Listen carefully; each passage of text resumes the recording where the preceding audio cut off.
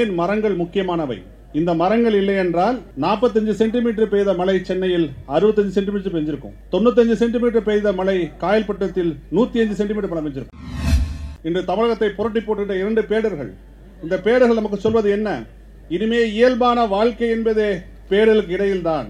நம்முடைய இயல்பான வாழ்க்கை என்பது ஒரு பேடர் வரும், அதிலிருந்து மீள்வோம், மற்றொரு பேடர் வரும், அதிலிருந்து மீள்வோம் என்பதுதான் நம்முடைய இயல்பான வாழ்க்கையாக இருக்க போகிறது என்பதை நாம் தயவு செய்து புரிந்து கொள்ள வேண்டும். சுனாமி வந்தபோது நாம் நாகப்பட்டினத்திலும் கடலூரிலும் கன்னியாகுமரியிலும் ஆயிரக்கணக்கான தமிழ் உயிர்களை இழந்தோம். ஆனால் சுனாமி பாதிக்காத ஒரு பகுதி உண்டு தமிழ்நாட்டில், தெரியுமா? அது கடலூர் மாவட்டம் பிச்சாவரம் என்கிற முக்கியமான ஒரு இடத்தை பத்தி நான் சொல்ல விரும்புகிறேன். ஏன் பிச்சாவரத்தை சுனாமி பாதிக்க தெரியுமா? அங்கே இருக்கின்ற அலையாத்தி காடுகள், அலையை ஆற்றுப்படுத்துகின்ற காடுகள், அதனால்தான் பேரே அலையாத்தி காடு. ஏன் மரங்கள் முக்கியமானவை? இந்த மரங்கள் இல்லை என்றால் 45 சென்டிமீட்டர் பெய்த மழை சென்னையில் 65 சென்டிமீட்டர் பெஞ்சிருக்கும். 95 சென்டிமீட்டர் பெய்த மழை காயல்பட்டத்தில் 105 சென்டிமீட்டர் மழை பெஞ்சிருக்கும். நமக்கு ஆக்சிஜன் தருகின்ற நமக்கு எல்லாம் தெரியும், குளுமை தருகின்றன தெரியும், நிழல் தருகின்றன தெரியும். ஆனால் அவை நாம் வெளியிடக்கூடிய கார்பனை உள்வாங்கிக் கொண்டிருக்கின்றன.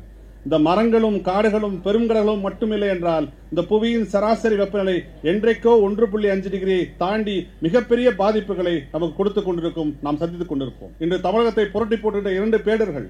இந்த பேடர்கள் நமக்கு சொல்வது என்ன? இனிமே இயல்பான வாழ்க்கை என்பதே பேடலுக்கு இடையில்தான்.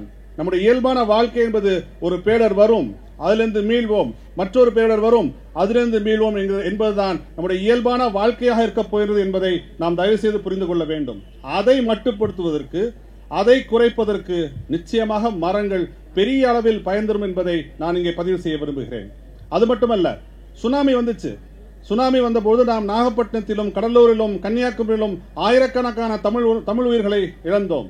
ஆனால் சுனாமி பாதிக்காத ஒரு பகுதி உண்டு தமிழ்நாட்டில், தெரியுமா? அது கடலூர் மாவட்டம் பிச்சாவரம் என்கிற முக்கியமான ஒரு இடத்தை பத்தி நான் சொல்ல விரும்புகிறேன். ஏன் பிச்சாவரத்தை சுனாமி பாதிக்க தெரியுமா? அங்கே இருக்கின்ற அலையாத்தி காடுகள், அலையை ஆற்றுப்படுத்துகின்ற காடுகள், அதனால்தான் பேரே அலையாத்தி காடு.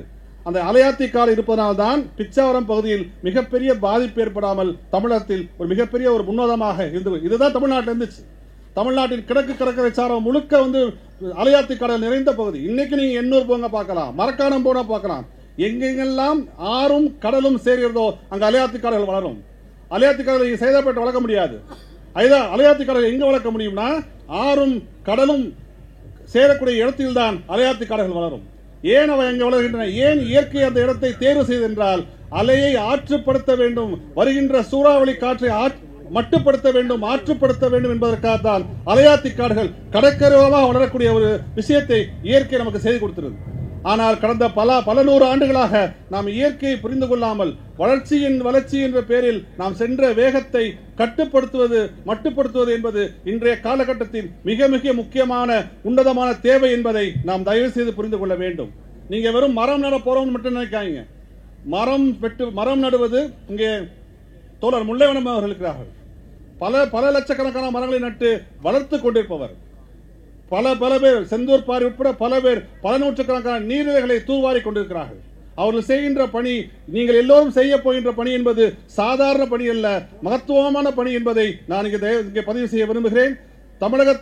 தமிழகம் இந்தியாவிற்கு மட்டுமல்ல உலகத்திற்கு வெறும் சமூக நீதியில் மட்டும் வழிகாட்டாது, சூழலியல் நீதியிலும் வழிகாட்ட வேண்டும். நன்றி, வணக்கம்.